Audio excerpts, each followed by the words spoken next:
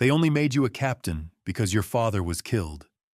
You're just living off a dead man's sacrifice. Captain Mara Vale heard every word slice through the gym, sharp and loud, like shattering glass. Master Sergeant Dean Carson stood about 15 feet away, arms folded, while roughly 20 Marines watched closely, waiting to see how the so-called legacy officer would react. What none of them realized was that Mara's father hadn't simply died in Fallujah. He'd stepped into a bullet to bury a friendly fire mistake that left 3 Iraqi children dead, shielding the career of the very man now smiling at her like he'd already won. The compass pendant tucked beneath her shirt held the coordinates of the compound where Lieutenant Colonel Rowan Vale had made that decision, and Mara had spent 5 years buried in classified systems, uncovering exactly what her father had died to protect. Today, Carson was about to learn that some debts don't fade with time. And when she finished, everyone in that room would understand exactly whose daughter she was. Fort Redstone, Arizona simmered under a brutal sun that made the air ripple like heat off asphalt. Inside the base gym, concrete floors, tall windows, and buzzing fluorescent lights mixed with the smell of rubber mats and old sweat no amount of cleaning ever erased. It was the middle of a Thursday afternoon, and the place was packed with Marines who should have been elsewhere, but had gathered for what everyone quietly labeled entertainment. Captain Mara Vale stood on the center mat in a gray USMC PT shirt and shorts, blonde hair pulled back so tight it tugged at her scalp. 27 years old, 5 years in uniform, and 2 Afghanistan deployments behind her. She moved with the tight efficiency of someone who wasted nothing, not even motion. At 5'9", lean and strong like a climber, she carried her father's green eyes and her mother's sharp cheekbones. There was a stillness about her that unsettled people. The calm of someone who'd seen violence up close and learned to live with it. She'd been back stateside for 6 months, slotted into a training battalion while new deployment orders worked their way through the system. The MC MAP instructor certification was routine for the job, nothing remarkable, except Master Sergeant Carson had decided to turn it into a spectacle by bringing half the battalion. He stood near the edge of the mat, watching her the way someone studies a problem they intend to break. At 42, thick and compact, shaved head gleaming under the lights, his chest stacked with ribbons, including 2 bronze stars and a Purple Heart. Carson moved through the gym like it belonged to him. 16 years in, a Force Recon veteran, respected by enlisted Marines and avoided by most officers, he'd known her father years ago in the same regiment and had never thought much of the younger Vale following her dad into the uniform. Captain Evan Holt stood near the doorway, looking like a man who'd walked into the wrong event and couldn't find an exit. The battalion XO looked permanently worn down, glancing at his watch every minute and a half, as if hoping time might speed up. Beside him, Staff Sergeant Ilya Knox, compact, solid, and 23 years into the Corps, watched with a flat, unreadable stare, the expression of someone who'd seen scenes like this before and already knew how they usually ended. Mara brushed her fingers against the compass pendant resting under her shirt, the metal warm against her skin.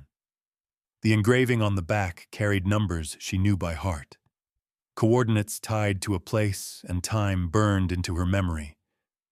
November 2004, Fallujah, where her father had officially died from an IED and unofficially from something far more complicated. It was a truth she'd spent 5 years assembling from redacted reports, late-night database searches, and long conversations with Marines who drank too much and talked when they shouldn't have. Carson still hadn't spoken to her directly. Instead, he addressed the crowd, explaining that they were simply there to confirm Captain Vale understood the basics well enough to teach them. Nothing advanced, just fundamentals. His tone made it clear he expected her to come up short. Mara said she was ready whenever he was. Carson smiled and told her they'd see.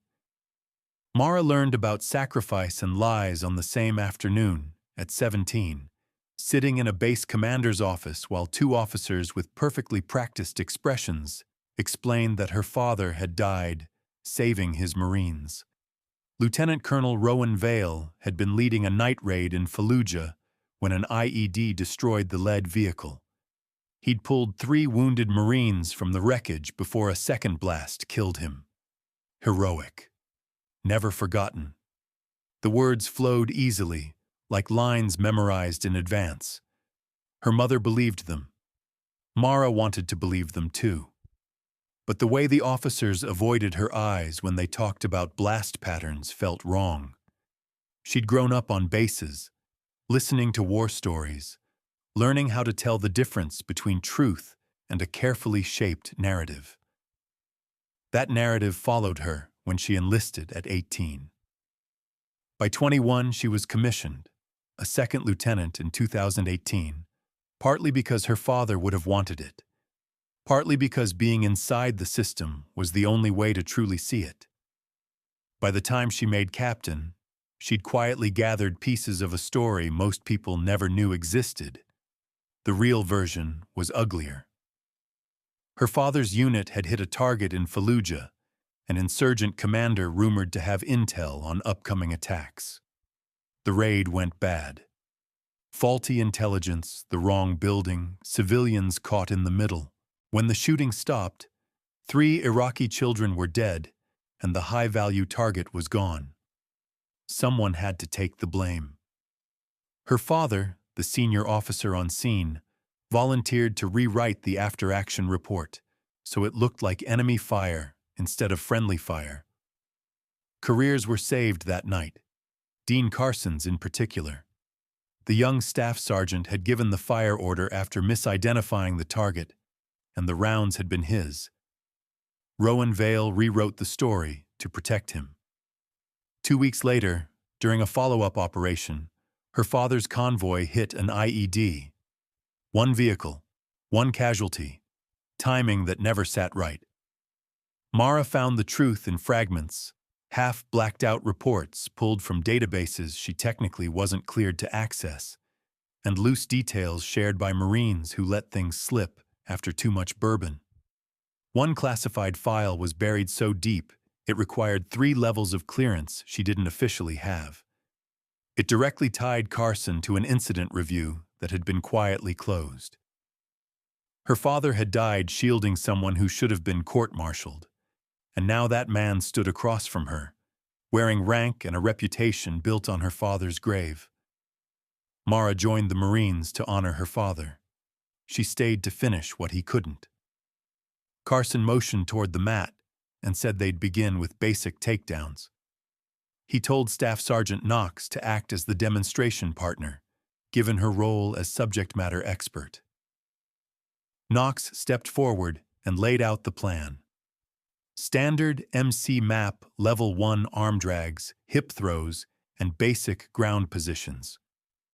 Captain Vale would demonstrate each technique, followed by resistance testing to confirm proficiency. Mara moved through the first 3 without issue. Clean execution, solid control, no wasted movement. Knox called them good. A few Marines watching looked disappointed, like they'd expected fireworks and got a training video instead. Then Carson cut in. He said the techniques were fine for beginners, but officers needed to prove themselves against real resistance, not cooperative drills. He offered to act as the resistance partner himself, claiming it was necessary to maintain proper standards. Holt started to object, but Carson was already stepping onto the mat. He said it wouldn't take long, just a few repetitions to make sure Captain Vale could handle someone who wasn't playing along. Mara kept her face neutral, giving him nothing to read. She'd known this moment was coming the second Dean Carson walked into the gym. This had nothing to do with standards or certification. It was about humiliation, about putting the legacy officer back in her place with enough witnesses that the story would race through the battalion by nightfall. Carson set his stance and ordered her to perform a standard arm drag into a rear takedown, promising realistic resistance. The grin on his face said he was confident she couldn't pull it off. Mara went for the entry. Carson shut it down hard, shoving her back with brute force instead of clean technique. A few Marines laughed. She reset and tried again. He stuffed the attempt and drove a forearm into her sternum, knocking her back 3 steps. He suggested they try something simpler, something better suited to her apparent skill level. Mara didn't answer, just squared up again. Carson said he was only trying to help, that there was no shame in admitting when you were in over your head. Some people, he added, were natural instructors, while others belonged behind a desk. Then he said her father had been a great Marine, but greatness didn't automatically transfer. The gym went dead quiet. Even the Marines who'd been laughing shut up. That crossed a line, and everyone felt it. Mara stared at him for 5 seconds, then said that when they started the next sequence, he might want to think about how hard he came at her, because she'd match it. Exactly. Her voice was flat, cold, final. Carson laughed and told her to bring it. Ilya Knox looked like she wanted to step in, but couldn't find the opening. Evan Holt checked his watch for what felt like the 4th time. Mara thought about her father in that building in Fallujah, rewriting a report to save a man who had just killed 3 children. She thought about the letter she'd found in his footlocker afterward, the one that said, "If anything happens to me, trust your instincts and never stop asking questions." She thought about 5 years spent collecting proof that Carson had been there, had been protected, had built a career on someone else's sacrifice. Today wasn't about passing a test. It was about making sure everyone in that room understood exactly what kind of Marine she was. Half an hour earlier, Mara had been sitting alone in the female locker room, staring at the compass her father had given her before his last deployment. She'd been 12 when he pressed it into her hand and told her it would always point home, that as long as she carried it, she'd never be lost. She wore it through OCS, through basic school, through Afghan valleys where fire came from places you couldn't see. She was wearing it the night she finally cracked the classified system and found the file marked for destruction, the incident review from November 2004 detailing 3 civilian deaths during a raid in Fallujah. The initial report cited friendly fire. The follow-on investigation reassigned blame to enemy combatants, based on revised testimony from Lieutenant Colonel Rowan Vale. Case closed. One name sat in the margin as the shooter requiring protection: Dean Carson. 2 weeks later, her father was dead. Mara had read that file 23 times. Each time the same cold calculation settled in her chest. Not rage, but patience. The kind of anger that waits and doesn't waste energy. 6 months at Fort Redstone had given her plenty of time to watch Carson work. He was competent, respected, professional in most situations. But she'd also seen how he treated female officers. The quiet undermining, the casual dismissals, the way he made sure everyone understood who he thought belonged in combat roles. She'd heard the remarks about her father, about a daughter riding a name she hadn't earned. She'd considered filing complaints, pushing for an investigation, letting the system handle it. But the system had handled it in 2004, and her father was still dead while Carson kept collecting paychecks. So she did what Marines do when the system fails. She handled it herself. The certification had been her idea 6 weeks earlier. She knew Carson would show up. She knew he'd try to embarrass her. She trained specifically for this moment. Quiet, private sessions with Knox that never appeared on any schedule, preparing for whatever he threw her way. Today wasn't about certification. It was about justice, delivered with enough witnesses that the truth couldn't be buried again. 90 seconds after Carson's comment about her father, the second sequence began.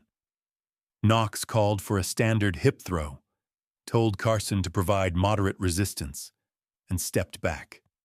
Mara initiated. Carson answered with aggression, driving his weight into her and forcing her backward. She adjusted her angle and tried again. He shut it down and jammed his forearm into her chest, an act that had nothing to do with training and everything to do with sending a message. Marines shifted uneasily. This had gone past instruction. Mara reset without a word, fully aware of the 27 pairs of eyes locked on her. Carson was performing now, feeding off the audience, making sure everyone saw him dominating the captain who thought she could run with real Marines. Knox finally called for a break. Knox called a pause, saying they needed to reassess because the resistance level had gone well beyond certification standards. Carson brushed it off, claiming he was simply enforcing proper expectations. If Captain Vale couldn't handle basic resistance, he said, maybe she needed more time before earning certification. Holt finally spoke, firm but controlled, saying that was enough. The Master Sergeant had made his point, and they should wrap this up using standard procedures. Carson ignored him. He turned back to Mara and said they had two options, easy or hard. Easy meant she admitted she wasn't ready and came back when she'd actually earned it. Hard meant they kept going until she either succeeded or quit. The choice, he said, was hers. Mara held his eyes for 3 seconds, then said she chose hard. The gym fell silent. Knox started to step in, but Mara raised one hand. She said she appreciated the concern, but formally requested that the Master Sergeant provide full resistance for the remaining techniques. She'd sign a waiver if necessary. She wanted everyone present to see her perform under real conditions. Holt looked genuinely alarmed. Carson looked thrilled. Mara stepped back into position and told him to come at her properly this time. No holding back, no adjusted resistance, full combat scenario. If he was going to question her capability, she said, he should do it honestly. Carson agreed without hesitation. Mara feinted toward the arm drag. Carson bit, shifting his weight forward exactly the way she'd seen in 6 months of studying training footage.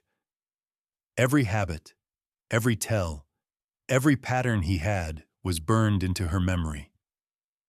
She dropped levels and shot for the double leg. Her shoulder slammed into his waist, and for one awful second, nothing moved. 240 pounds of muscle and bone, and she'd misjudged the angle. Then his feet left the mat. Time stretched thin. She saw his eyes widen, saw the instant realization hit him, saw his hands reach for her and grab nothing but air. They hit the mat together, the impact cracking through the gym like a rifle shot. Carson's breath blasted out in a raw grunt that echoed all the way to the back rows. Someone muttered, "Holy shit." Mara was already transitioning, side control, arm isolated, shoulder lock coming on smooth and unavoidable. Carson slapped the mat once, then again, frantic. She held it 1 second longer than required, just long enough for him to understand she could keep him there indefinitely. Long enough for everyone watching to see who was actually in control. Long enough for him to feel what it meant to be completely powerless under someone else's skill. Then she released and stood. Her breathing stayed even, Her face remained calm. She looked down at Carson, gasping on the mat, and felt nothing but cold satisfaction. Carson rolled to his knees, face flushed, sucking in air. When he looked up at her, the expression wasn't just anger or shock, it was fear, faint but unmistakable. Mara asked if he wanted to continue, or if that demonstration was sufficient. No one laughed, no one moved. The silence was total. Knox cleared her throat and said that was textbook Level 3 technique, far beyond Level 1 certification requirements, and it clearly demonstrated proficiency under resistance. Carson got to his feet slowly and muttered that she'd just gotten lucky, caught him off guard. Mara cut him off and said if he wanted to keep going with full resistance, she was ready. They could run every technique in the MCMP manual if he had the time and stamina. Whatever he needed to feel confident in her capability, she'd provide it. The challenge was clear. Carson worked his jaw but didn't answer. He was stuck. Either back down and look weak or continue and risk more humiliation. Either way, he'd lost control. Holt stepped onto the mat and declared the certification complete. Captain Vale had demonstrated proficiency well above the standard. Everyone was to return to normal duties. Marines started filing out, voices erupting the second they hit the hallway. Mara could already hear the story mutating, growing larger by the minute. By evening, she'd thrown him through a wall. By tomorrow, she'd be some kind of hidden martial arts savant. She didn't care about any of it. What mattered was the look on Carson's face, standing there breathing hard, his reputation fracturing under pressure. 15 minutes later, Mara stood in Holt's office with Knox and a visibly furious Carson. Holt sat behind his desk like a man about to write a report on a train wreck. He said they needed to talk about what had happened, specifically deviations from standard procedure and whether proper safety measures had been followed. Mara replied evenly that all protocols had been observed. Mara stated calmly that she had requested increased resistance. The Master Sergeant had agreed, and she had responded entirely within MCMP training guidelines. There were no injuries and no violations.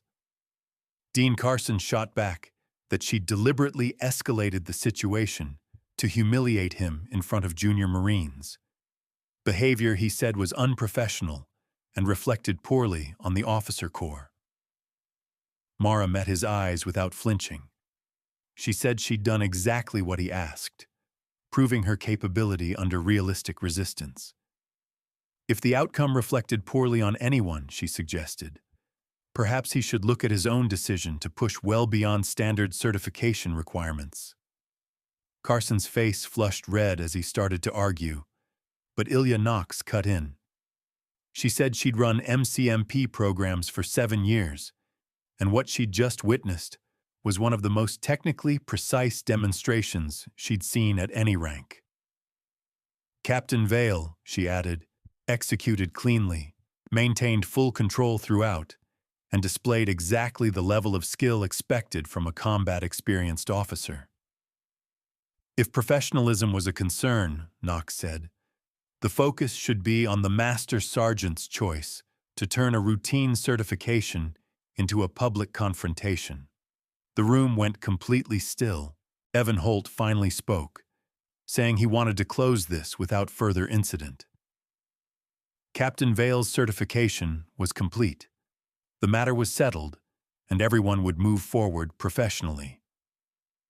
Carson wasn't finished. He said something about the whole situation felt wrong, that Vale had been preparing specifically to embarrass him, that this was personal rather than professional. Mara let him talk until he ran out of words. Then she reached into her cargo pocket and placed a folded document on Holt's desk. She said if the Master Sergeant wanted to discuss personal matters, they could start with Fallujah in November 2004. They could talk about civilian casualties caused by friendly fire. They could talk about which senior officer rewrote an after-action report to shield a young staff sergeant who'd made a catastrophic target identification error. They could also talk about how that senior officer died 2 weeks later, under circumstances that were never fully investigated. The color drained from Carson's face. His eyes narrowed as he said she was bluffing, that no one would believe a captain with daddy issues who'd illegally accessed classified systems. He told her she'd already ended her career. The moment she touched those databases without authorization, he said, she'd destroyed herself. Go ahead and submit the report, he added. She'd be facing a court-martial long before he ever got a phone call. Mara didn't blink. She recited the grid coordinates, the compound on the western edge of Fallujah. She described the breach time, the clearing of 3 rooms, and the contact taken in the 4th. She explained how he returned fire, how 3 targets were neutralized, and how none of them were combatants. They were children, ages 7, 9, and 12. His round killed the oldest. Staff Sergeant Miguel Torres witnessed it. So did Corporal Sean Mercer. Both men were still alive, and both would talk to investigators if the right questions were asked.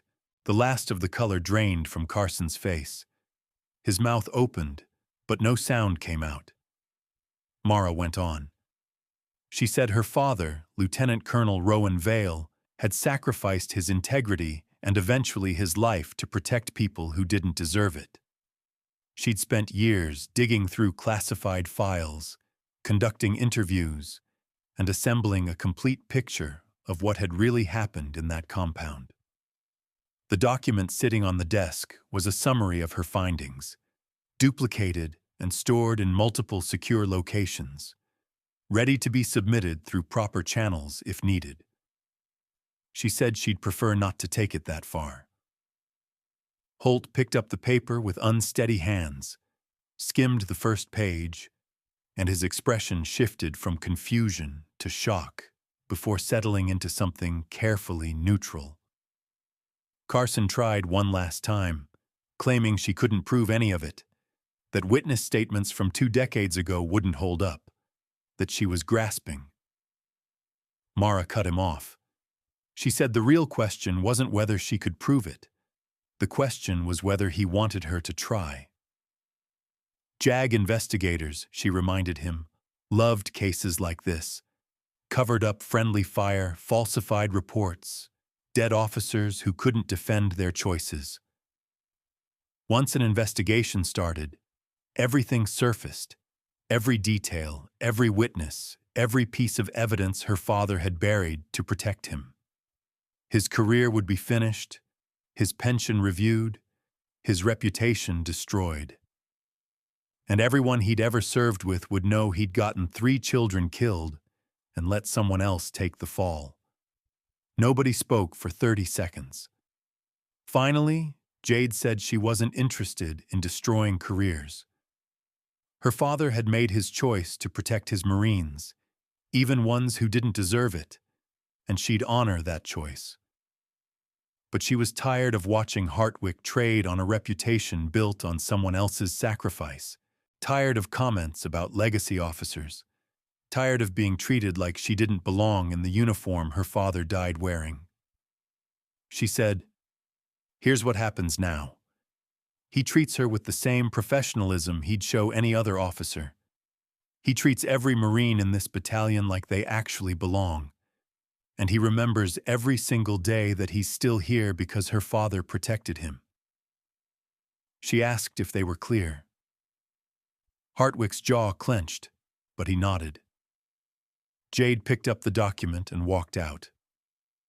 2 weeks later, Jade stood on the same mat teaching her first official MC MAP class to 20 new Marines fresh from infantry school. They were young, nervous, more interested in learning than testing her. She ran them through basic techniques with the same precision she demonstrated during certification. She corrected the form, explained principles, made sure everyone understood martial arts training wasn't about dominance. It was about capability and confidence. Hartwick stayed away. Ward had spread about what happened, though details got muddled. Some said she'd thrown him across the room. Others said she'd submitted him in under 5 seconds. A few claimed there'd been a confrontation afterward about classified information, though nobody had specifics. Truth didn't matter. What mattered was the shift in how people treated her. Marines who dismissed her as legacy now gave space and respect. Officers who questioned her capability now asked her opinion. The change wasn't universal, but it was real. Drummond had quietly reassigned Hartwick to a different company. No official reason, just routine personnel shifts. Hartwick didn't fight it. He'd submitted retirement paperwork 3 days after the incident, effective in 6 months. 20 years in, eligible for full pension. Time to move on. Jade heard the news and felt nothing beyond cold satisfaction. She hadn't destroyed his career. He'd done that himself through 20 years of cutting corners and trading on protection he'd never earned. She just made sure he couldn't continue at her expense. But there was a cost. 2 days after the confrontation, Jade had been called to the base JIG office. Questions about database access. Questions about how she'd obtained classified information. Questions about whether proper channels had been followed. She'd answered carefully, provided documentation showing her clearance levels, explained her research methods. They'd let her go with a warning, but her service record now had a flag. Any future promotion board would see it. Any future assignment would be scrutinized. She'd won the battle, but complicated the war. One evening, Oko found her after a late session. She said she'd read the document Jade had left with Drummond, pulled her own connections to verify details, and wanted to say she was sorry about what happened to Jade's father. Jade thanked her, but said sorry wasn't necessary. Her father made his choice. She'd made hers. Difference was she'd ensured the people her father protected understood what that protection cost. Okoa asked if she planned to pursue formal charges, push for an official investigation. Jade said no, the threat was enough. Her father believed in protecting Marines, even flawed ones, and she'd honor that. But she'd also make sure nobody forgot what real leadership looked like. Not the kind that covered mistakes, but the kind that took responsibility and paid the price. Oko nodded and left. Jade stayed on the mat alone with fluorescent lights humming overhead. She pulled out the compass and looked at the coordinates engraved on the back. Her father died in Fallujah, protecting people who hadn't deserved it. She'd spent a decade hunting truth and justice, trying to make sense of a sacrifice that seemed pointless. But standing here now, certified instructor, respected officer, Marine who'd proven capability without question, maybe the sacrifice hadn't been pointless. Maybe her father understood something she was only beginning to grasp. That leadership sometimes meant making choices that cost everything so others could have a chance to be better. She couldn't bring him back. Couldn't change what happened in that compound or on that road where the IED took him. But she could honor what he believed by being the kind of Marine who demanded excellence without destroying people, who maintained standards without cruelty, who understood the uniform represented something bigger than any individual career. Jade tucked the compass under her shirt and walked out. The sky bled orange and red like the desert. Tomorrow she'll teach another class, deploy again, eventually lead Marines in combat, make decisions affecting lives. And when she did, she'd carry her father's lesson that some things are worth protecting, even when the cost is everything you have, Even when victory leaves scars that never fully heal. That was